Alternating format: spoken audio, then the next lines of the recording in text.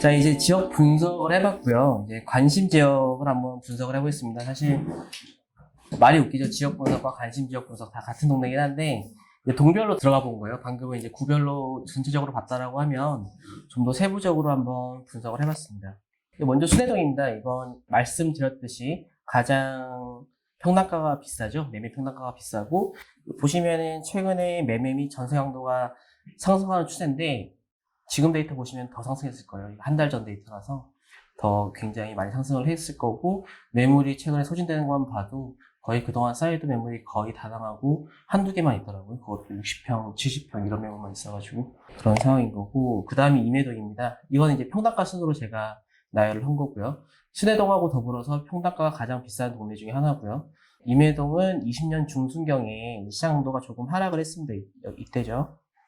조금 하락을 했는데 그래도 보합기를 유지하다가 최근에 다시 상승하는 비슷한 추세를 보이고 있습니다. 그래서 계속 뒤로 나오겠지만은 분당 같은 경우에는 거의 대부분 비슷한 이제 추세를 보이고 있고요. 정자동도 마찬가지인데 특이한 점이 이쪽에 이제 매매 시장도가 굉장히 높이 나타났었죠. 이게 약간 특이할 점이긴 하고요. 그리고 정자동 같은 경우에는 사실 분당 신도시에서 가장 아파트가 많이 모여있는 동네예요. 가장 크기도 하고 그리고 패턴 자체는 앞에서 보셨던 순회동하고 굉장히 비슷한 움직임을 보입니다. 그래서 최근에 순회동처럼 또 굉장히 매매 시장 강도가 가파르게 상승하는 것을 보실 수 있죠. 그 다음 서현동. 여기도 학군지로 굉장히 유명한 동네고요. 최근에 전세 시장 강도가 많이 하락했지만은 또 지금 보면은 또 없어요. 지금 보면 또 엄청 많이 올랐을 거고 매매 시장 강도는 전세 시장 강도에 비해서 굉장히 상승하는 걸 보실 수 있고요. 그리고 그 매매 및 전세 시장 강도가 상대적으로 떨어진 것처럼 보이지만은 시장 강도만을 봤을 땐 굉장히 높은 상태예요. 여기가 이제 백선 한참 위거든요. 보시면은 여기 최고점이 257. 이 상태에서 보여드릴게요. 여기 보시면은 시장도 자체가 지금 굉장히 하락한 것 같지만은 그래봤자 100 이상이에요. 시장도가. 그래서 굉장히 시장도가 높다라는 걸 아실 수 있고요. 금곡동. 아까 금곡동 같은 경우에는 이제 정자동 아래쪽에 있었던 동이죠. 다른 동들과 거의 비슷한 추세를 보입니다. 정자동하고 굉장히 비슷하죠. 그 다음에 분당동. 분당동은 아까 서현동과 순회동 사이 그쪽에 뒤쪽에 역과는 약간 거리가 먼 동네였지만은 몇 개의 단지들이 모여있다는 동네인데 여기도 매매 시장도는 전세 시장도보다 상당히 높죠. 어느 정도 투자 수요가 들어왔다라고 볼 수 있고요. 구미동 이거는 이제 용인 쪽이랑 붙어있는 동이죠. 매매하고 전세 시장도가 다른 동들하고 비슷하게 움직이지만 최근에 이게 굉장히 가파르게 매매 시장도가 올라갔다라는 걸 볼 수 있거든요. 근데 절대값으로 봐도 어마어마합니다. 정말 332거든요. 시장 자체가. 그래서 이거를 뭐 두 가지로 해석할 수 있겠죠. 첫 번째는 구미동이 정말 대장의 입지를 구축해서 뭐 엄청나게 매매 수요가 들어왔다. 그게 아니면은 두 번째는 피맞추기를 했다. 둘 중에 하나일 텐데 저는 후자라고 생각을 하고 있습니다. 그리고 야탑동.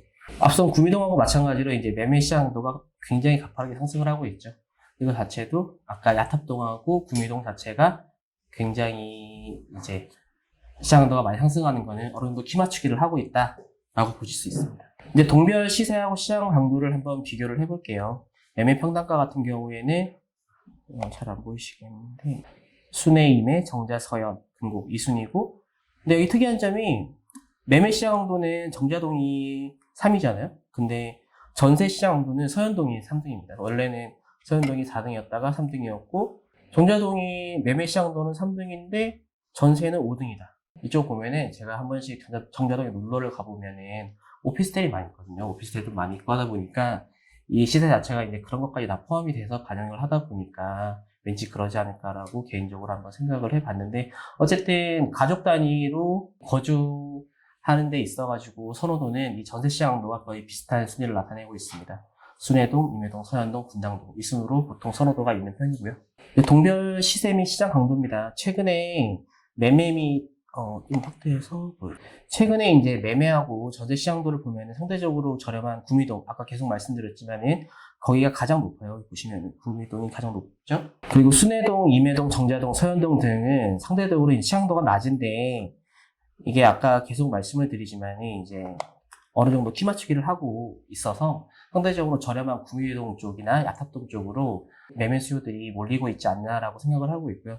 그래서 제가 동별 시세 및 시장 강도를 보면서 개인적으로 소교를 한번 내려보면은 분당 같은 경우에는 동별 매매 및 전세 시장도를 보았을 때 매매하고 전세 시장도가 모든 곳에서 상승하는 추세고 너무 당연한 얘기죠.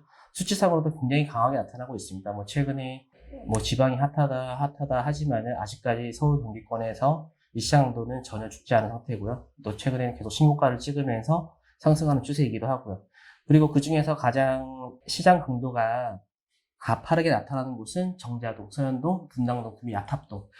들으시면서 아셨겠지만은 평당가가 가장 비쌌던 순회동, 임해동 쪽이 빠진 거예요. 이 말인즉슨 이제 전체적으로 매가가 키맞추기를 하고 있다라는 것을 볼 수 있고요. 그리고 지표상으로 보면은 위드릴 지역이 이제 계속 말씀을 드리지만은 세 가지 가정이 가능한 거죠. 이거는 이제 제가 결론을 보고 말씀을 드린 거긴 하지만은 처음에 자료를 만들 때는 세 가지 정도 가정을 해봤어요. 첫 번째는 이제 아까 말씀드린 키 맞추기를 했다. 두 번째는 매가가 저렴해서 같은 말이긴 하지만은 이제 매매 수요가 접근하기 용이해서 이렇게 오른 건가? 아니면 세 번째는 요즘 트렌드에 똘똘한 한 채를 원하는데 그 수요 자체가 구미동이나 야토동을 향하는 건가? 라고 세 가지 가정을 해봤는데 뭐 그거에 대한 검증은 뒤쪽 데이터로 좀 더 해보겠습니다. 이제 연차별, 면적별 시장 강도예요. 연차별이라고 할 것도 없는 게 보시다시피 없어요. 25년 미만 물량이 거의 없거든요. 그나마 분당도, 정자동에 조금 있고 뭐 분당, 순회, 서현, 임해, 야탑동에 조금 있고요. 금곡동하고 구미도 조금 있고 나머지는 전부 25년 초과 밖에 없습니다. 그래서 분당 신도시에만 한정을 짓는다면은 25년 이하는 거의 없다라고 봐도 무방한 수준이다라는 걸 아실 수 있고요. 대한민국에서 리모델링이 가장 빨리 하게 된다면은 저기가 될 수도 있을 것 같아요. 근데 저는 개인적으로는 리모델링에 대해서 좀 회의적인 생각을 가지고 있어서 사업성 자체가 워낙 이게 수평 증축이 안 되는 이상은 수직 증축으로는 3층밖에 못 올리잖아요. 그러다 보니까 수평 증축을 해야 되는데 그러면은 뭐 건폐율이나 용적률 같은 부분에 대해서 어느 정도 어드밴티지를 주지 않는 이상 힘들지 않을까라는 생각을 하는데 또 그건 만들기 나름이니까요. 정책에서. 구성비를 보시면 되게 재밌습니다. 여기 보시면은 이제 분당구가 메인 위고 밑에 동들이거든요. 25년 초과가 거의 뭐 98%, 96%니까 아까 그 수치들이거든요. 없다. 신축 없다. 준축도 없다. 다 구축이다. 라고 보시면 되고요. 다음은 이제 연차별, 면적별 시장도를 한 번 더 자세하게 살펴보겠습니다. 분당 신도시의 평당가가 높은 순회동, 정자동, 서현동, 임해동에는 대형 평형 구성비가 높아요. 보시면은 여기가 순회동이죠. 그 다음에 여기 서현동, 그리고 임해동, 그리고 정자동이 어디 있어요? 정자동. 보시면은 다 대형들이 엄청 많아요. 대형들이 위에 빨간색 이쪽이거든요. 대형들이 굉장히 많습니다. 그래서 이거만 보면은 예전에 처음에 초창기에 신도시 개발을 할 때 그때는 대형에 대한 니즈가 굉장히 강했고 그로 인해서 이제 일기 신도시를 만들 때 대형을 굉장히 많이 만들어서 공급을 했는데 최근에 사실 대형이 없어지고 있는 추세잖아요. 없어진다기보다는 가구 수도 뭐 작아진다라고 하고 뭐 그래서 중소형이 굉장히 각광을 받고 있는데 앞으로는 다시 대형의 시대가 올 수 있지 않을까라고 개인적으로 생각을 하고 있고 또 대형에 살면은 좋지 않을까요? 넓은 집 살면은 지금 재택도 많이 하는데 넓은 게 좋죠. 이제 연차별, 면적별로 동별로 한번 비교를 해보겠습니다. 이제 순회동 같은 경우에는 그래프가 굉장히 깔끔하죠. 25년밖에 없습니다. 그리고 보시면은 위에가 매매고 밑에가 전세거든요. 시장 온도가 거의 동일합니다. 전세가 오르면 매매도 오르고 매매가 오르면 전세도 오르고 물론 전세가 좀 더 뭐 한두 달이라도 선행하는 그런 건 있지만은 그래도 시장 온도로 봤을 때는 거의 동조화돼서 움직인다라고 보시면 되고요. 이제 면적별로 보시면은 매매 시장 온도가 20평 미만 소형이 가장 높게 나타나긴 해요. 근데 전세 시장 온도를 보시면은 20평, 그 다음이 40평에서 50평입니다. 이게. 전세 시장 온도는. 이게 좀 특이한 점이죠. 아까 중간쯤에서도 말씀드렸지만 중대형에 대한 니즈가 굉장히 강하고 또 중대형에 대한 입지가 굉장히 좋다라는 거를 여기서도 확인을 할 수가 있습니다. 또 보면 학군지예요. 학군지가 굉장히 좋은 지역에 중대형들이 다 몰려있기도 하고요. 이제 다음 임해동 똑같죠? 25년밖에 없습니다. 이때가 이제 18년도죠. 18년도에는 전세 시장도 낮지만은 이 매매 시장도 올랐던 게 어느 정도 투자 수요가 들어왔다고 볼 수는 있고 그 이후로는 거의 뭐 동조화돼서 비슷하게 움직이는 걸 볼 수 있고요. 그 다음에 여기서도 보시면 20평 미만이 가장 높고요. 그리고 여기서도 마찬가지입니다. 매매 같은 경우에는 매매가 여기서는 임해동 같은 경우에는 40평에서 50평이 매매 시장 온도가 2등이에요. 보시면 중대형에 대한 중대형도 아니죠. 대형, 초대형 뭐 이런 것들에 대한 니즈가 굉장히 강한 동네입니다. 그다음 정자동이죠. 정자동은 아까 말씀드렸지만은 그나마 그래도 좀 최근이라고 하면 10년이지만 그래도 10년 내에 지은 아파트들이 좀 있어요. 근데 보시면은 매매 시장도는 구축이 가장 높습니다. 어쨌든 결론적으로 보면 지금 뭐 다 끝나지도 않았지만 여기까지만 봐도 초기 신도시 때 정말 좋은 자리에 아파트 다 지었을 거잖아요. 그거에 대한 니즈가 굉장히 강하다라는 거를 알 수도 있고, 그게 앞으로 재건축되었을 때 파급력은 뭐 상상 이상이라는 거는 알 수 있지만 그 시기가 언제인지 모르니까 저희는 항상 이걸 보면서 이제 대응하고 준비를 해 가야겠죠. 이제 연차별, 면적별 시장 강도고요. 여기도 뭐 비슷한 얘기긴 한데 동별로 한번 다 살펴보겠습니다. 대형에 보면은 40평, 50평의 매매 시장도가 높죠. 매매도 높고 전세 같은 경우는 1등입니다. 거의 비슷해요. 모든 동이 다 비슷하고요. 그 다음에 서현동에도 25년 이상 구축만 있고 추세선도 거의 비슷하죠. 거의 같이 움직인다고 보고, 그래서 계속 실수요 에너지가 강하다라고 제가 말씀을 드리는 게, 이런 추세선 같은 경우에도 시장 강도만으로 봤을 때도 전세와 매매가 거의 동조화돼서 움직이는 걸 봐선 아무리 투자 수요가 들어온다고 하더라도 제한적일 수 있다라는 게 제 개인적인 판단이고요.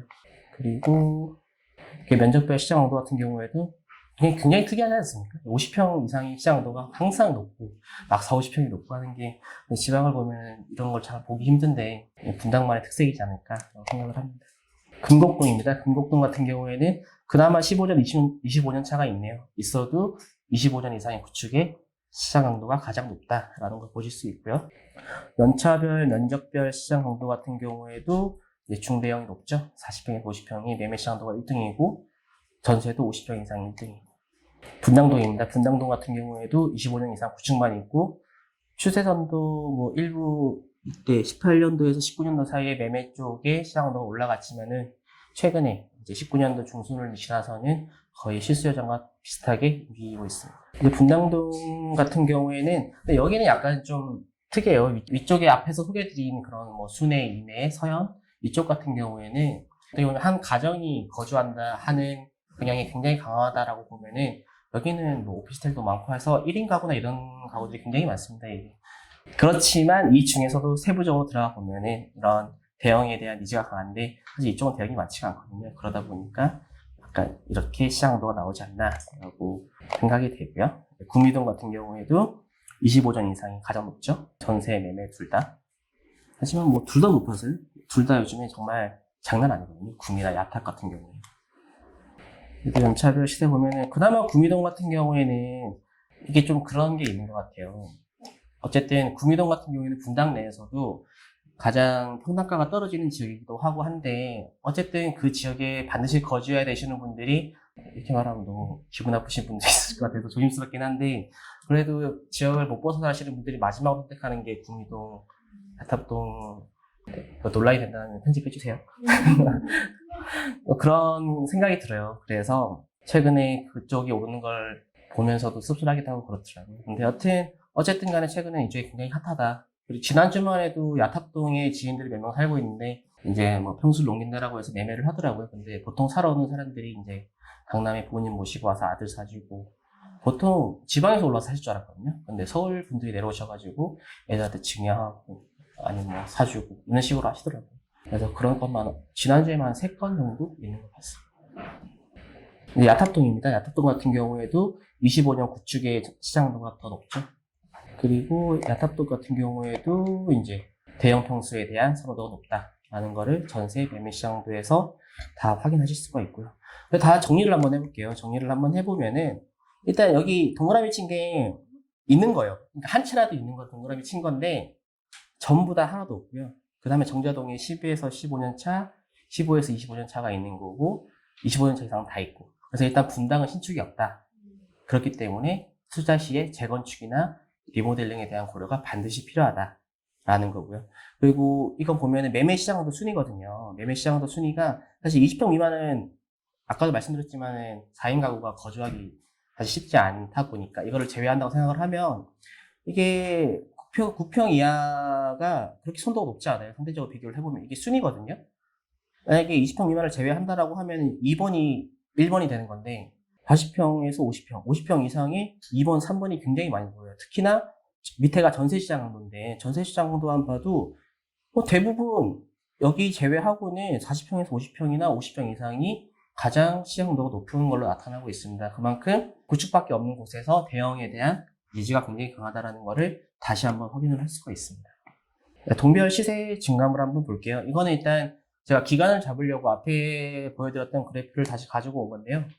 네, 동별 시세 증감 기준일은 최근에 매매 시장 항도가 가장 낮았던 19년 6월 이걸 기점으로 잡았고요. 그래서 시작일은 가장 높았던 18년 5월, 기준일은 19년 6월, 종료일은 20년 10월, 최초 이 자료를 만들었던 이 시기를 기준으로 잡고 이제 얼마만큼의 동별로 아파트별로 증감이 있었는지를 한번 확인을 해볼 거고요. 이제 앞으로의 데이터 분석은 분당 신도시에 한정을 해서 하도록 하겠습니다. 이제 동별 시세 증감이에요. 여기 보시면은 이 가운데가 분당 구 전의 평균이거든요. 여기가 평균이에요. 평균이 이제 40.7%인 거죠. 10% 봤을 때 AB 기간 전체, AB 기간 하면은 이 전체 기간에 대한 상승률을 말씀을 드리는 거고, A 기간이라고 하면은 여기 강보학기라고 제가 임의로 설정을 한 이 기간인 거고, B 기간은 여기 3차 상승기라고 제가 설정을 한 기간입니다. 이 기간을 봤을 때 AB 기간 전체 상승률은 2순위예요. 순회, 정자, 분당, 구미 위에 있죠?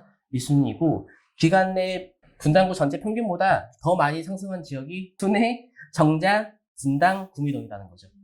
이걸 잘라서 보면은 A 기간에는 달라요. 기간 내 분당구 평균 상승률보다 높았던 곳이 분당, 전자, 금곡동이잖아요. 이게 아까 강부학이라고 말씀드렸던 그쪽인데 앞에서 보시면 전체 기간, 이건 아까 보셨던 차트입니다. 여기랑 다르죠? 여기 나와 있는 거랑. 그 말인즉슨 뒤 자료를 보지도 않아도 그 뒤에 상승하는 기간에 이쪽에 굉장히 많이 상승했구나 라는 걸 아실 수가 있어요. 보시면 급상승했다라고 봐야죠. 평균 이상을 상승한 지역이 순회, 정자, 구미, 임해도 이쪽이 평균 이상을 상승을 했던 거고요.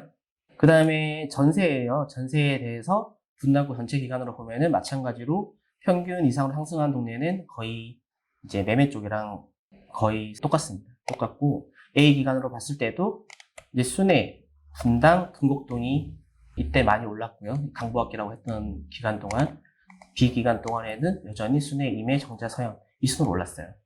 네, 한번 정리를 해볼게요. 여기 보면 매매가 상승률 순입니다. 첫 번째 A 플러스 B 기간이라고 하는 거는 전체 기간인 거고요. 위에가 매매, 밑에가 전세입니다.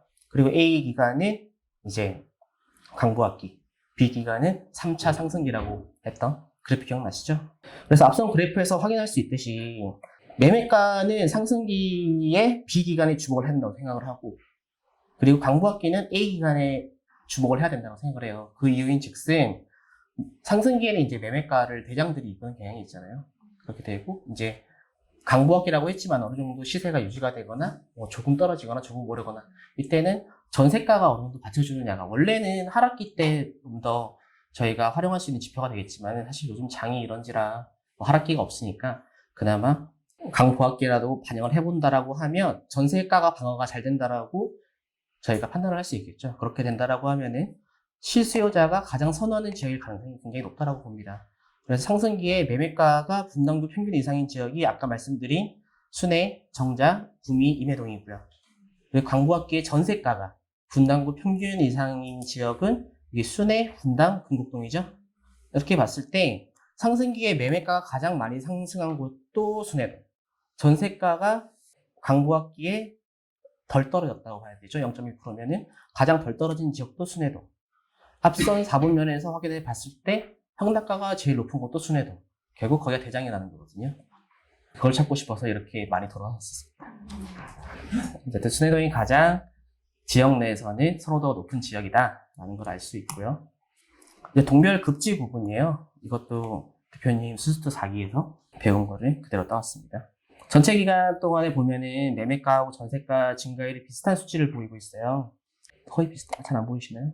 보시면은 여기가 매매가 기준이고요. 동별로 이제 전체 기간이에요. 여기 전체 기간 보면은 다 뭐 한 20% 중후반대? 그리고 전세가도 뭐 한 20% 왔다 갔다 하는 수준이거든요.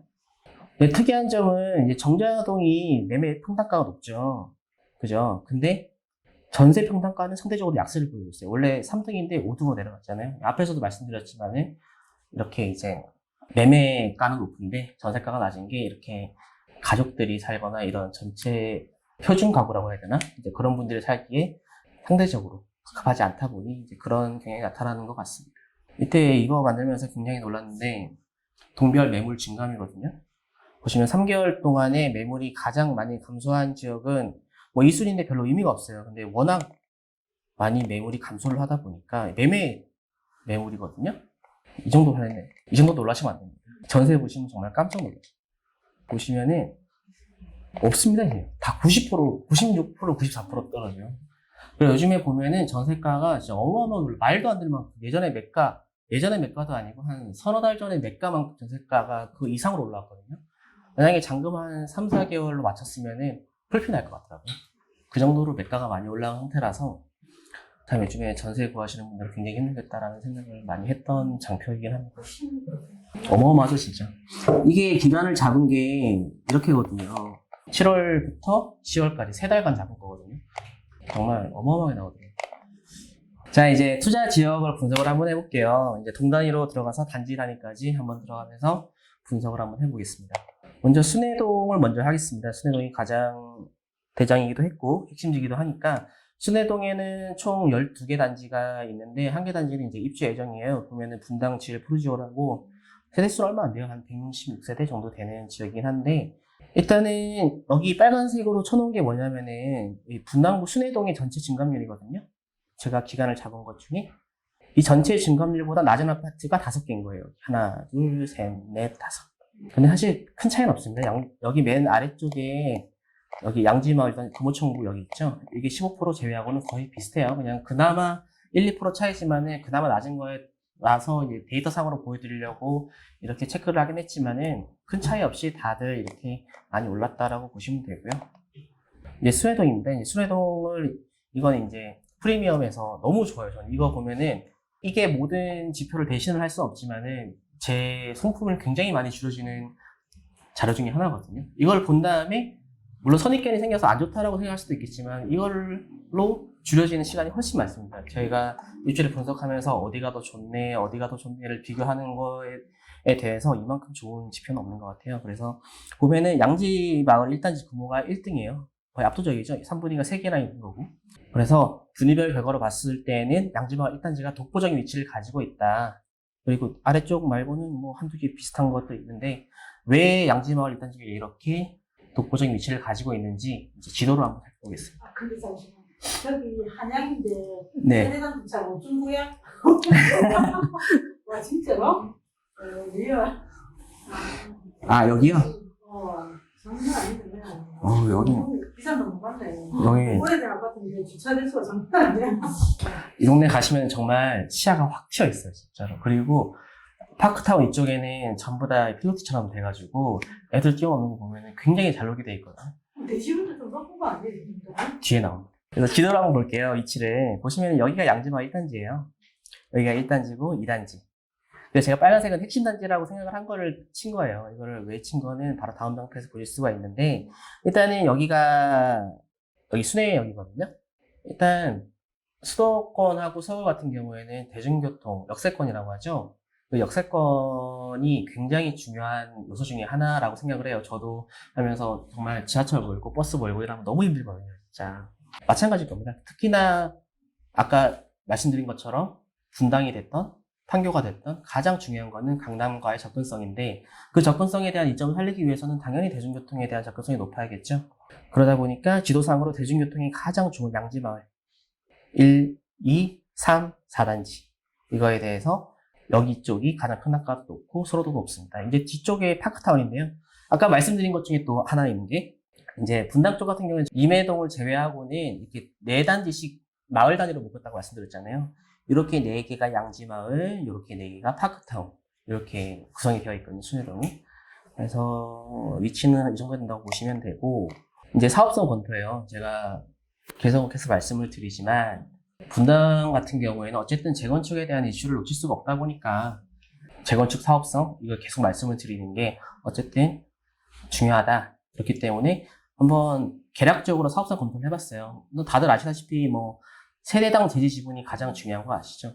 이게 보통 지방 같은 경우에는 15평만 돼도 재건축이 가능하다고 보기는 해요. 그렇지만은 이게 저는 20평을 기준으로 잡았습니다. 20평으로 기준으로 잡은 게 사업성이 15평을 할 수 있지만 좋다고 말하기는 힘들거든요. 근데 어느 정도 계략적으로 사업성을 검토를 해봤을 때 다 이쪽에 3종이거든요. 3종이면은 용적률 250% 잡았을 때 8사를 깔려면은 한 13평? 13평, 14평 정도 필요할 건데 여기 보시면은 어마어마하죠. 20평입니다. 20평. 세대당 대지지문이. 물론 대형이 많아서 그런 게 있어요. 대형이 많아서 그런 게 있지만은 그렇다고 지금 재건축으로 해서 대형은 다 지을 건 아니잖아요. 그리고 저희가 여기를 들어가서 살다가 팔고 나올 때 그 아파트가 다 지어지는 거를 보고 나올 필요도 없는 거고. 저는 그런 관점으로 봤을 때 어쨌든 세대당 대지지분이 많다라고 함은 어쨌든 나중에 재건축이 될 때 그만큼 프리미엄에 대한 이득을 많이 가져갈 수 있다라는 관점에서 20평을 정도를 기준으로 잡았고요. 20평을 넘거나 세대당 대지지분이 근접하는 단지들이 파크타운 대리, 롯데, 양지마을 1, 2, 3, 그리고 파크타운 3위 이렇게 있는 거고요. 이제 이거 순서는 그냥 매매 평당 가격 순이에요. 매매 평당 가격 순으로 나열을 한 거고 그래서 개인적으로 순회동에서의 소개를 내보면 개별 단지에 대한 장단점은 좀 더 파악을 해봐야겠지만은 양지마을 1, 2, 3단지 그리고 파크타운 3개 단지 대림, 롯데, 3위에 대해서 관심을 가질 필요가 있겠다라고 생각을 했고요. 자 이제 단지 단위로 평형별로 한번 보겠습니다. 이거는 이제 20평대예요. 보시면은 양지마을 1단지 여기가 매가가 먼저 튀었죠. 그래서 지수로 보면은 저평가라고 볼 수 있지만은 이제 가격으로 보면은 이쪽이 시세를 리딩한다라고 판단을 하실 수 있고요. 이제 30평에서 40평대입니다. 이제 보시면은 대부분 많죠. 아까는 20평대가 없는 데도 있어요. 그래서 이쪽이 굉장히 중대형 그리고 완전 대형 이쪽에 대한 배치가 많은 거고요. 30평대 같은 경우에는 이제 파크타운의 3개 단지 그리고 양지마을 3단지의 규모만 있고요. 그래서 지수나 시세 그래프 상으로 모든 단지가 비슷한 추세를 보이고 있어요. 뭐 특별하게 덜 오른 게 보인다든지 뭐 그러진 않고요. 40평에서 50평대. 마찬가지입니다. 양지마을 1, 2단지 여기 보시면 제일 먼저 치고 나가는 거 보이시죠? 금호랑 청구. 근데 결국에는 다 모이고 있긴 한데 그래도 이쪽이 시세를 리딩하는 단지다. 그래서 이쪽이 가장 대장 단지다라고 볼 수 있고요. 그리고 큰 차이는 아니지만은 이제 파크타운이 밑에 따라붙긴 했는데 별 차이는 안 나잖아요. 별 차이는 안 나는데 이제 먼저 시세를 리딩한다는 차원에서 아마 나중에 임장을 가보시면은 약간 그 차이를 느낄 수가 있어요. 그리고 가장 중요한 거는 학군도 거의 비슷하긴 한데 이제 지하철 접근성 자체가 좀 차이가 있다 보니까 그래봤자 5분 차이지만은 그걸 또 그렇게 생각하더라고요. 사람들은. 50평 이상입니다. 거의 비슷한 추세를 보이고 있고요. 이제 지수 그래프 상으로는 1년 동안 이제 파크타운 3개 단지가 양지마을보다 높죠. 양지마을 높은데 이제 앞서 말씀드린 바와 같이 양지마을이 먼저 시세가 형성이 되고 그 다음에 파크타운이 뒤따라가는 이런 추세를 보이기 있기 때문에 계속 말씀드렸던 것처럼 시세를 리딩하는 단지는 앞쪽에 양지마을 쪽이다. 그래서 현재 상황이라면은 파크타운보다 양지마을을 더 눈여겨봐야 되지 않을까. 왜냐면 시세가 다 붙었잖아요. 보시면은 다 붙었으니까 시세를 리딩하는 단지가 좀 더 상승 여력이 있지 않을까라고 개인적으로 생각을 해보고요. 이제 임해동이에요. 임해동 같은 경우에는 소재 아파트가 총 16개. 그리고 최근 1년간 임해동 전체 증감률보다 증감률이 낮은 아파트는 4개 단지. 근데 보시면은 좀 차이가 심한 편이에요. 아까 수대동보다는 차이가 좀 심한 편이고요. 그 다음에 보시면은 동단위 분위별인데요. 보시면은 이제 임해촌 한신 진흥이 가장 높고요. 근데 특이하게 아름마을 성경이라는 데가 굉장히 높죠. 분위별은 낮은데 그래서 왠지 소형이 구성되지 않았을까라고 봤는데 뭐 역시나 소형으로만 구성된 그런 단지고요. 지도를 볼게요. 보시면 아까 말씀드렸던 것처럼 이 탄천을 기준으로 동쪽에 있는 쪽이 임해촌 마을이고요. 서쪽에 있는 게 아름마을. 그래서 이쪽이 임해촌이 형성이 되어 있고 아름마을. 뒤쪽으로 보시면 여기도 임해촌, 아름마을. 이렇게 마을이 구성이 되어 있습니다. 임해동만 그래요. 나머지는 다 4개 단지씩 묶여 있고요. 동단위로 사업성을 검토를 해보면은 이제 20평 쪽 세대당 평균 대지지분이 20평 정도 되는 데가 대부분 임해촌이네요. 임해촌 쪽. 그래서 세대당 대지지분을 고려했을 때 재건축이 가능한 걸로 보여지는 거는 여기 제가 음영을 넣은 8개 단지. 여기 또 순서를 보시면은 아까 아름마을 성경 같은 경우에는 이제 매물 평당 가격이 높은 이유가 소형평형으로 이루어져 있기 때문에 대부분 상위에 랭크된 게 임해촌이죠. 그래서 임해촌이 아름마을보다 입지적으로 우위에 있다 근데 그 입지라고 하는 거라고 해봐야 이제 지하철까지 거리인데 탄천 동쪽에 지하철역이 위치하다 보니 이제 임해촌이 좀 더 입지적으로 우위에 있다라고 판단을 할 수 있고요. 그래서 이제 소형단지로 유지된 아름마을 성경을 제외하고 나머지 임해촌 10개 단지를 한번 비교를 해보겠습니다. 정말 많죠. 20평대. 너무 많아서 뭐 자세하게 보실 필요는 없을 것 같고요. 사실 분당은 계속 대응을 봐야 된다고 말씀을 드리기 때문에 개략적으로 본다라고 하면은 그래도 아쉬우니까 조금만 보면은 금강의 상승률이 굉장히 높죠. 근데 매가는 성지, 진흥, 금강, 동신구차, 삼성 이 순이에요. 소형평형대라 그런지 지하철 가까운 단지가 굉장히 가격이 비쌉니다. 임해촌 같은 경우에는. 임해촌은 굉장히 탄천을 따라 길게 형성이 되어 있잖아요. 그래서 지하철 접근성이 대해서 아주 더 아까 앞서 봤었던 순회동이나 임해동보다 훨씬 더 많이 생각을 하고 있는 것 같고요. 30평대죠. 과거 그래프를 보면은 이제 성지하고 동시 3차 매가가 비슷했어요. 비슷했는데 18년 이후로 차이가 벌어집니다. 차이가 벌어져요. 그래서 이게 20평대에서도 동시 3차의 상승률이 상대적으로 낮았잖아요. 제일 낮았잖아요. 그런데 이게 저평가 구간인 건지 아니면은 선호도가 낮아지고 있는 건지 최근에 어쨌든 많은 변화가 있었으니까 선호도가 낮아지고 있는지에 대한 건지는 아마 개인적인 판단이 좀 필요할 것 같습니다. 근데 막상 가서 여쭤보면은 다 좋다고 하세요. 일단 싼 게 최고라고 하시는데 다 좋다고 하시는데 뭐 그렇게 입지적으로 차이를 거주하시는 분들은 그렇게 입지적으로 차이가 있다라고 느끼시지는 못하는 것 같은데 그래도 이제 하나 좀 눈여겨보시는 게 판교까지 버스로 한 번에 갈 수 있는 노선이 있냐 없느냐는 좀 중요하게 생각을 하시더라고요. 그런 면에서 아까 아름마을 성경이 단순히 이제 평역대가 작아서 풍당가가 높다기보다는 거기서는 판교까지 한 번에 가는 버스 라인이 있거든요. 그래서 그것 때문에 높지 않을까라고 생각을 하고요. 40평에서 50평대예요. 이쪽 보시면은 임해동 같은 경우는 소형평형 구성이 좀 많았죠.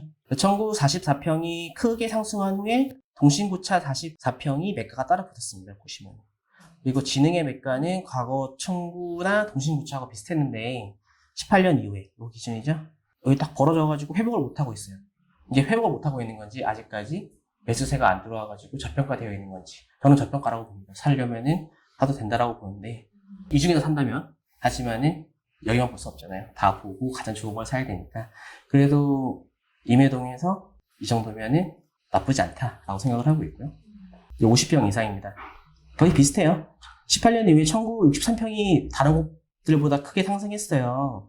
근데 청구의 경우에 아까 앞에서 보셨던 것처럼 그 세대당 대지 지분이 21.4평이었거든요. 그래서 아름마을 효성 제외하고는 그게 제일 높은 수준이에요. 대지 지분 자체가. 근데 그 영향으로 벌써부터 이게 반영이 돼서 매가가 오르는 것 같지는 않고 그렇다고 봤을 때는 잘 안 보이시죠? 매가가 크게 상승했잖아요. 청구가. 물론 이제 평형의 차이는 있어요. 평형의 차이가 있어서 평당가 차이는 있을 수 있지만은 그렇다고 하기에는 과거에 매가가 너무 붙어 있었잖아요. 그랬을 때는 여기에도 관심을 가질 필요가 있지 않을까. 물론 재건축 사업성까지 거래를 한다라고 하면은 저 같으면은 매수에 대한 판단을 내리긴 쉽지는 않을 것 같긴 하지만은 단순히 지금의 금액 자체로 봤을 때는 아직까지 승산이 있지 않나라고 생각을 하고 있고요. 이제 서현동입니다. 이제 서현동 같은 경우에는 학군지였고요. 총 14개 단지가 있습니다. 14개 단지가 있고 최근 1년간의 이제 증감률이 낮은 아파트, 평균 증감률보다 낮은 아파트는 3개 단지. 그리고 편차가 좀 심한 편이죠. 30%부터 35%, 40%, 20% 이런 식이다 보니까 좀 차이가 심한 편이고요. 이제 분위별 비교를 했을 때 여기 삼성 한신 여기가 가장 좋고 그 다음에 매물 평당가 같은 경우에는 여기 제가 여기 표자쳤는데 빨간색 해놨잖아요. 이게 전세 평당가가 높더라고요. 그래서 이게 왜 그런가 봤는데 아마 학군 영향인 것 같아요. 이제 배정받는 중학교가 좀 다르지 않을까라는 추측을 하는데 사실 그거는 정보를 얻기가 쉽지가 않아가지고 아직 확인을 못 해봤습니다. 확인 못 해봤지만은 그냥 제 추측에 학군의 영향이 아니면은 전세 시세가 이렇게 특별하게 높을 이유가 없다라고 판단이 되어서 아마 그렇지 않을까라고 추측을 하고 있고요. 지도를 한번 보면은 뭐 비슷하시죠? 이제 이렇게 시범단지 4개 단지가 한 마을을 구성을 하고 있고 뒤쪽에 효자촌을 이렇게 구성을 하고 있습니다. 아까 현대가 여기거든요. 현대가 여기니까 아마 여기 순회 쪽이 가장 학군이 좋다고 했잖아요. 순회 쪽이 이쪽이다 보니까 여기 학군의 영향을 받지 않을까 이렇게 생각을 하고 있습니다. 이제 사업성을 보시면은 20평, 세대당 대지분 20평 가까이 되는 데가 한신, 현대, 효자촌, 임강 이 정도 세 가지 단지인데, 이제 서현역이 근접한 4개 단지가 1, 2, 3, 4위를 차지했죠. 지금 평당가 자체가. 이렇다고 봤을 때 아마 여기도 대중교통 접근성에 따라서 평당가가 형성이 되는 것으로 보여지고 아마 다른 변수는 크게 없는 걸로 보여져요. 그리고 입지적으로 위에 있는 4개 단지하고 전세 평당가가 높은 아까 현대 여기를 한번 비교를 한번 해보겠습니다. 평행별 비교고요. 서현동입니다. 소형단지에서는 우성이 우세를 보인다고 볼 수 있지만은 이제 20평대에서는 평수가 큰 물건들이 상승폭이 더 커요. 이게 다들 20평이 아니라 20평인데 위쪽은 뭐 29평, 27평 막 이렇거든요. 20평 중에서도 20평 초반대랑 후반대는 거주하는 퀄리티가 다르잖아요. 그러다 보니까 최근에는 그쪽에 대한 니즈가 많지 않았을까라고 추측을 하고 있고요. 이제 3, 40평대고요. 과거에는 현대 36평하고 효자촌 34평이 시세를 주도를 했어요. 보시면은 현대 36평이 이 색깔이고 두 번째하고 여기 노란색 맨 밑에 거거든요. 과거에는 이걸 여기서 주도를 했어요. 여기서. 근데 최근에 시세는 삼성한신이 따라붙은 모양이에요. 넘어갔어요. 이거를. 상승 여론으로 봤을 때는 한양 31평이 상대적으로 저평가되어 있지 않나 라고 개인적으로 생각을 하고 있고요. 그래프가 너무 작아서 보시기가 어려우실 것 같아요. 네, 40평에서 50평인데요. 삼성 한신이 대장이고요. 효자촌 현대는 시간이 지날수록 다른 아파트에 비해 선호도가 떨어져요. 지금 노란색이 여기 효자촌 현대거든요. 옛날에는 뭐 비슷하게 갔어요. 비슷하게 가다가 어느 순간에 힘을 못 받고 있죠. 다른 데는 다 오르는데 갭이 벌어져서 회복을 못 하고 있고 이런 상태입니다. 그래서 현재 시세로만 보면은 우성이 가장 상승 여력이 있어 보이긴 해요. 저는 우성 39평, 44평 여력이 있어 보이긴 한데 장기적으로 고려했을 때 대지 지불이나 이런 걸 생각을 해보면은 현대나 삼성 한신을 보는 게 맞다라고 보거든요. 근데 너무 먼 얘기가 아닐 수도 있겠지만 그래도 먼 이야기라고 생각을 하면은 당장의 상승 여력은 우성이 확실히 있어 보이는 건 사실입니다. 50평 이상이고요. 50평 이상까지 봤을 때도 삼성한신이 제일 높아요. 삼성한신이 아까 기억이 나시려나 여기가 삼성한신이거든요. 여기가 서현역이고 여기랑 제일 가까운 게 최고입니다. 분당에서는 역 가까운 게 최고입니다. 네, 분당동이고요. 분당동 같은 경우에는 이제 위에는 시세가 없잖아요. 여기에는 다 일종으로 들어가 있는 주택단지 쪽이라 가지고 시세가 없는 거고 보면은 장안타운이랑 샛별마을 두 군데가 있는 거예요. 8개 단지가 있다라고 하지만은 5개 정도만 생각을 하시면 되고 그리고 분위별로 보면은 이제 샛별마을 쪽이 높게 나타나죠. 샛별마을이 여기에요. 여기 중앙공을 끼고 있는 샛별마을이 여기고 장안타운이 이쪽입니다. 그냥 지도만 봐도 여기가 좋아 보이잖아요. 그렇죠? 동단위로 사업성 검토를 해보면은 그 다음에 샛별마을 쪽에 삼부, 동성, 건영 이게 뒤쪽이거든요. 삼부, 동성, 건영 이쪽이 대지 지분이 상대적으로 높아요. 근데도 아직까지 매가 자체는 우방이나 라이프 쪽이 상대적으로 조금이라도 더 높은 상황입니다. 이게 아직 뭐 재건축 이슈가 워낙 재건축 이슈가 되지도 않았을 뿐더러 너무 먼 얘기라고 생각을 하는 건지 아직까지 그게 반영이 된 건 아니고요. 그래서 개인적으로는 샛별마을이나 장안타운이 생활권이 분리되어 있는 것 같아요. 다 멀었잖아요. 거리도 멀었고. 그러다 보니까 순회동 생활권하고 인접한 샛별마을이 서현동 효자촌 생활권에 인접한 장안타운. 그러니까 이쪽이 효자촌이고 이쪽이 순회동이잖아요. 이쪽으로 인접한 게 뭐 공원을 끼고 있고 지하철 가까운 것도 있지만은 생활권 자체가 이쪽으로 편입되는 게 좀 더 평당가가 높은 거에 반영을 하지 않나 생각을 하고 있고 샛별마을 4개 단지하고 이제 장안타운 이쪽으로 해서 비교를 해볼게요. 단지별로 비교하면 20, 30평대예요. 20평에서 30평대. 장안타운 건영을 제외하고는 되게 추세는 비슷해요. 장안타운 쪽 같은 경우는 계속 아직까지 그렇게 힘을 받는 모양은 아니죠. 그리고 최근에는 3부 29평이 가장 높은 시세를 보이고 있습니다. 3부 아까 뒤쪽에 있는 지지고 나중에 위쪽에 있는 그거고요. 분당동 30평대예요. 30평대 같은 경우에는 밑에 건영타운 비슷해요. 다 건영타운이 이제 생활권이 다르다고 말씀드렸던 것처럼 어느 정도 하위 호환이라고 봐야 되겠죠. 그러다 보니까 힘을 못 받는 모양새를 보여주고 있고요. 여기서도 보시면은 우방이 가장 높은 시세를 보여왔고 근데 최근에는 3부가 넘었어요. 그래서 단기적으로는 우방이 시세가 더 상승할지는 모르겠는데 장기적으로 보면은 우방을 선택하기 힘들 것 같다고 계속 말씀을 드리는 게 뭐 재건축 이슈긴 해요. 근데 뭐든 그만큼 싸게 한다라고 하면은 우방 나쁘지 않다라고 생각을 하고 있습니다.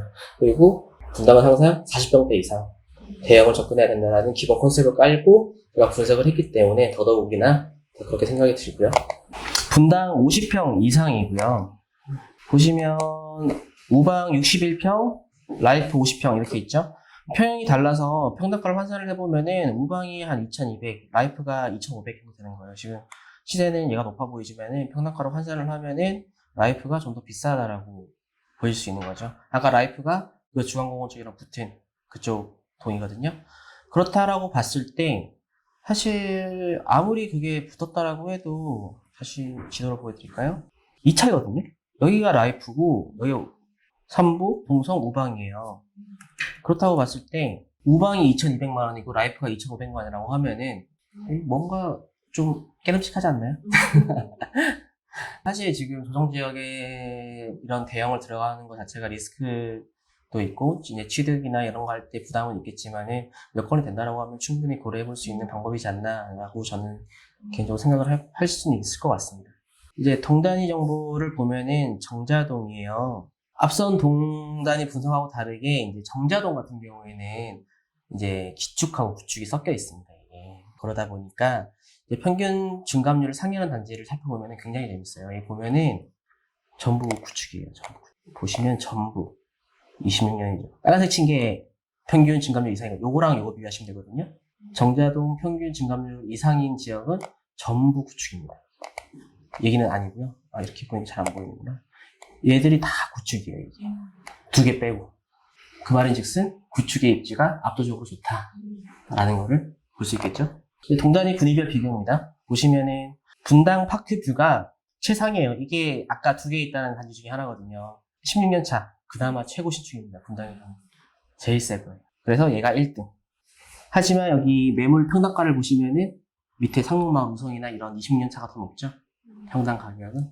물론 뭐 소형이나 이런 차이도 있겠지만 그래도 이 평당가 자체가 이렇게 신축은 아니지만 16년 차 신축보다 26년 차 구축이 더 높다라는 거는 어느 정도 저희한테 시사하는 바가 있다고 생각을 하고요.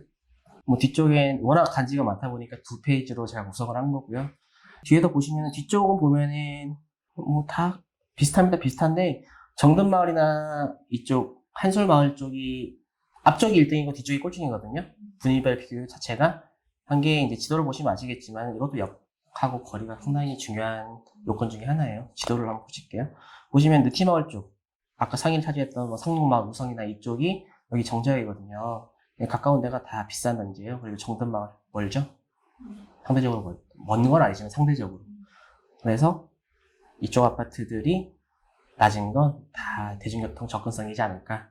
물론 뭐 생활거리나 여러 가지 여건이 있겠지만 제가 판단하기로는 대중교통 접근성이 중요한 것 중에 하나다라고 볼 수 있고요.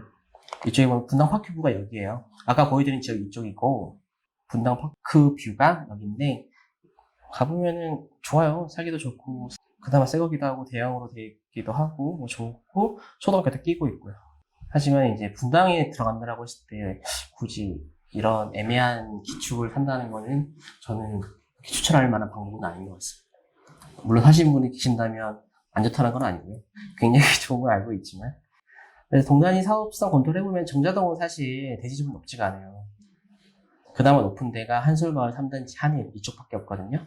그래서 세대당 대지집으로 고려했을 때 물론 15평이 안 된다는 건 아니에요. 물론 경기가 좋아가지고 일반 분양가가 높이 받을 수만 있다라고 하면은 사업성이 안 나오는 것도 나오게 되는 거니까 그거는 시장 상황 따라 다른 거지만은 일반적인 상황에서 사업성이 좋다라고 여겨질 만한 단지는 여기 한 군데밖에 없다. 지금 간단하게 사업성을 봤을 때 물론 요 세대당 평균 지분만으로 모든 사업성을 판단할 수는 없지만은 그래도 무시할 수 없는 가장 중요한 일반 분양 비율을 나타낼 수도 있고 그리고 용적률에 대한 일반 분양 물량 그리고 조합원들이 내하는 분담금에 대한 이슈를 생각을 했을 때 중요하게 여겨야 되는 요소이기 때문에 그것만 봤을 때 미리 판단을 해보면 여기다 라는 거고 일단 소개를 한번 내보면은 매매 평당가 3분위 그러니까 높은 지역들이죠. 10개 단지는 그 중에서 재건축이 가능한 대지 지분을 가진 데는 여기 한솔마을 3단지가 유일하다. 그리고 지도상으로 봤을 때 초기 분당 신도시 조성 시에 정자역 우측편에 계획하여 입지 좋은 구축들 그거에 대한 선호도가 굉장히 높다라는 걸 알 수 있고요. 그리고 느티나무 공무원 단지들은 평당가가 다른 데 비해 되게 높아요. 그죠? 메인 예쁜데 보시면은 아시다시피 공무원 3단지, 4단지예요. 뭐 다들 눈치채셨겠지만은 여기 대형이 없습니다. 다 중소형이라서 평당가가 높은 거고요. 네, 질문 하나 있습니다. 네. 세대당 평균 대지 시군이 돼 있는데 네. 이거 봤어요? 이거 같은 경우에는 세대 수준은 저희가 알 수 있잖아요. 네. 그 다음에 디스코 들어가면은 전체 대지 면적을 알 수가 있어요. 대지 면적. 네, 전체 대지 면적. 그러니까 간략하게 그런 겁니다. 그냥 쉽게 대지 면적 전체에다가 세수를 나눈 거예요. 물론 중간에 현관 청수자가 생길 수도 있고 사업 중에는 그럴 수 있지만은 그렇다고 하더라도 기본적으로 같은 조건이라고 하면은 세대당 대지 지분이 많이 가진 그쵸. 그 말인즉슨 조합원 한 명당 땅을 많이 가지고 있는 사업지가 훨씬 더 사업성이 좋다는 거는 부인할 수 없는 거잖아요. 네. 그래서 제가 일일이 열심히 그랬구나. 네. 좋은 팁이네요. 여기까지 정자동이었고요. 이제 뒤쪽에서 정자동 평형별 비교를 한번 해볼게요. 굉장히 많죠. 공무원 단지가 있어서 그래요. 20평대가 많은 거는. 근데 여기서도 보면은 이제 시세를 보면은 이제 지하철 이용이 용이한 상록마을의 느티마을 쪽이 한솔마을보다 높게 나타나요. 한솔마을이 우측 아래 동남쪽에 있던 단지고 정자역이랑 붙어있던 게 이제 상록마을하고 느티마을이거든요. 그쪽이 높게 나타나고 그리고 여기 평당가가 높은 느티마을 공무원 3, 4단지는 30평 미만 소형평으로만 되어 있고요. 그리고 대부분 단지가 그리고 비슷한 추세기에 움직이긴 해요. 별 차이 없이 대장인 애가 계속 대장이고 제일 늦게 가는 애가 늦게 가고 시간의 차이는 조금씩 있지만은 그렇게 특이한 점을 찾기는 힘든 지역이긴 합니다. 30평대, 40평대, 30평에 40평 확실히 줄어들었죠. 보면은 상대적으로 신축인 분당 파크뷰 아까 탄천 서쪽에 위치한 16년차 신축이 가장 대장이고요. 전체 시세를 이끌고 있긴 한데 상록마을 우성 35평 그리고 라이프 1차 시대가 거의 같이 움직였어요. 보면 하이 움직이다가 벌어졌잖아요. 근데 요즘에 또 매물 호가 보면은 다 붙어가지고 그렇긴 한데 일단 데이터상으로 보면은 벌어진 상태다 보니까 상대적으로 상승 여력이 있지 않나라고 데이터로 파악을 하고 현장 가서 검증을 하는 단계를 거쳐야 되겠죠. 40평대입니다. 여기도 마찬가지예요. 분당 파크뷰가 가장 비싸고요. 다른 단지에 비해서 한솔마을 3단지 맨 밑에 거거든요. 한솔마을 3단지의 상승률이 낮은데 단기적으로 봤을 때 아까 제가 유일하게 대지 지분이 20평이 넘는 단지가 한솔마을 3단지라고 말씀드렸잖아요. 근데 거기가 지금 가장 상승률이 낮다는 거예요, 지금. 그러면은 관심을 가져도 좋지 않을까? 라고 생각을 할 수 있지만은 또 반대로 생각을 해보면은 다른 동에 비해서 분당동 같은 경우에는 이 재건축을 해서 예쁘게 이렇게 나올 것 같지가 않아요. 이게 어쨌든 택지가 네모나게 구역이 돼 있잖아요. 다른 데는 다 4개 단지씩 이렇게. 그러다 보니까 한 군데를 시작을 해서 전체적으로 싹 바꿀 수 있을 것 같은데 정자동 같은 경우에는 좀 다르죠. 다른 동하고 생긴 게. 그러다 보니까 글쎄요. 이쪽이거든요. 이쪽인데 사실 땅 모양이 그렇게 물론 뭐 땅 모양이 뭐 사업성을 판단하거나 그러진 않는데 나중에 이게 재건축이 전부 다 됐다고 봤을 때 여기가 시세를 이끌 수 있을까라고 보면은 좀 아쉬운 부분이 없지 않아 있다라는 게 제 설명인 거고요. 또 50평 이상 여기도 당연히 파크뷰가 1등입니다. 역시 사실 시세를 이끌고 있고요. 굳이 한 단지를 꼽자고 하면은 라이프 1차 맨 아래쪽에 있는 단지 파크뷰가 이렇게 점프를 해줬고 나머지도 조금씩 따라가고 있는데 그나마 라이프 1차 53평형이 덜 아직까지 여력이 있어 보이는 거다 보니까 그래서 계속 똑같은 말씀 계속 드리는 것 같은데 여기서도 파크뷰가 대장인 것 같지만은 분당이라는 도시의 특성을 감안했을 때는 반드시 장기적인 관점에서 재건축을 바라봐야 된다고 생각을 하고요. 그러다 보니까 현재 대장의 지위를 가지고 있는 건 확실하지만 그래도 구축에 좀 더 관심을 둬야 되지 않나라는 게 제 생각입니다. 그래서 일단 발표는 여기까지고요. 그래서 제 나름대로 결론을 좀 내려보자고 하면 순회동에서 관심 있는 단지는 지역을 지금 만든다 그래도 이 말을 해줘야 모르겠네. 네, 순회동의 양지마을 1, 2, 3단지 그리고 파크타운 대림롯데 3위 그리고 임해동 같은 경우에는 임해촌 동북호롱 성지 청구 그리고 아름마을 효성 그리고 서현동에는 삼성 한신 현대 이렇게 나머지는 사실 모르겠습니다. 안 좋다는 거 물론 싸게 살 수 있으면 싸게 사면 좋아요. 하지만은 여러 실거주나 이런 거를 전체적으로 고려했을 때 이 정도 단지가 현재 관심을 가져도 좋을 단지이지 않을까라는 게 제가 이번 분석을 하면서 내렸던 결론이고요. 사실 최근 분당 네. 서두에 매수 마련 때문에 관심을 가졌다고 말씀하셨잖아요. 네. 그럼 매수 타이밍은 언제쯤 분석을 하셨는데 네. 매수 타이밍은 언제쯤 대략 보고 계신 거예요? 저는 내년 그러니까 제 조건이 내년 하반기에 꼭 사야 되는 입장이다 보니 전 내년 하반기를 생각하고 있었는데 최근에 좀 많이 매물도 없어지고 호가도 좀 많이 오른 상태라서 좀 아쉽긴 한데 굳이 여기가 아니더라도 이제 대안지는 항상 플랜 A, 플랜 B는 만들어야 되겠지만은 계속 이제 트래킹할 지역 중에 한 군데가 되는 거죠. 그래서 일단 사게 된다면은 내년 하반기, 내후년 상반기 정도 생각을 하고 있는데 그때 대해서 만약에 분당이 많이 올랐다고 하면 이제 다른 데로 좀 돌려야 되겠죠. 모르겠습니다. 요즘에 참 워낙 불장이라. 근데 진짜 이거 만들 때만 해도 그래도 살만했거든요. 그렇게 안 올랐는데 진짜 한 달 새 정말 전세가율이 막 80% 이상까지 올라오는 것 같아요. 그렇게 올라오다 보니까 매가는 당연히 올라가요. 그렇게 오르겠죠? 네, 어마어마하게 올랐습니다, 진짜. 그래서 제가 뭐 실거주도 있지만은 저는 마음 편한 투자를 하고 싶거든요. 그래서 이렇게 다들 지방 광역시가 핫하다고 해서 불장이 되고 막 이렇게 해서 가서 돈 버는 것도 좋지만은 그냥 내가 등 붙이고 너무 구태연한 말이긴 한데 그런 집 하나는 좀 잘 마련해보고 싶기도 하고 그 집이 나중에 투자 매력으로서도 그 빛을 발한다고 하면은 금상첨화겠죠. 그래서 제가 분당을 본 이유기도 하고요. 사실 원래 이거 자료를 만들 때는 분당을 분석을 하고 그리고 분당하고 비슷한 급지에 대한 거를 이제 뽑아가지고 같이 분석을 하면서 자료를 만들려고 했는데 사실 그 마땅한 비교 급지를 설정하는 걸 아직 고민 중이에요. 그러다 보니까 일단 분당에 대해서 분당 내에서 좀 평형대로 자세하게 봤는데 사실 뭐 계속 말씀드리지만 대형 평형대 위주로 좀 더 트래킹 해봐야 될 필요가 있을 것 같고 이거는 뭐 제가 마무리 멘트처럼 해서 한번 좀 다 적어봤는데 사실 이건 뭐 강의도 아니고 저도 제가 분석한 걸 발표하는 입장이다 보니까 저도